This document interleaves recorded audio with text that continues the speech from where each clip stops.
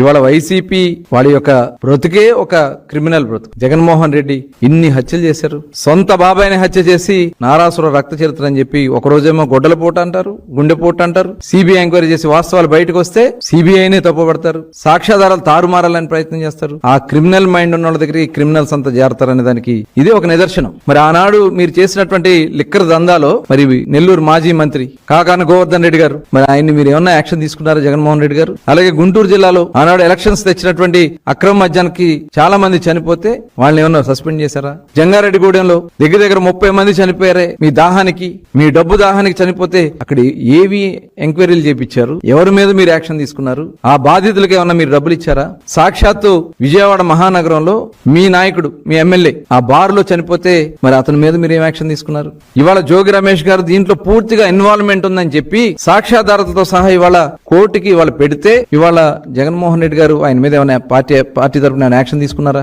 మీరే అనుకోండి ఇవన్నీ నడిపించారనే దానికి ఇవాళ అనిపిస్తా ఉంది. ఇవన్నీ చూస్తా ఉంటే ప్రభుత్వం చేస్తున్నటువంటి మంచి పనుల నుంచి ప్రజల్ని దృష్టి మరల్చాలని, ప్రభుత్వం మీద బురద జల్లాలని, మీ సిట్లో మీ బాగోతాలన్నీ బయటకు వస్తా ఉన్నాయి. ఏదైతే గత ప్రభుత్వంలో చేసినటువంటి అక్రమాల మీద 3,500 కోట్ల రూపాయలు, గతంలో బోఫర్స్ కేసు 200-300 కోట్లే, కానీ 3,500 కోట్ల రూపాయల అతిపెద్ద కేసు వాళ్ళ మీద విచారణలో బయటకు వస్తా ఉన్నాయి. సాక్ష్యాధారాలతో బయటకు వస్తా ఉంటే ఇవాళ ఈ ప్రభుత్వం మీద దుర్మార్గమైనటువంటి ఆలోచన చేయాలని మీరు పని చేస్తా ఉన్నారు.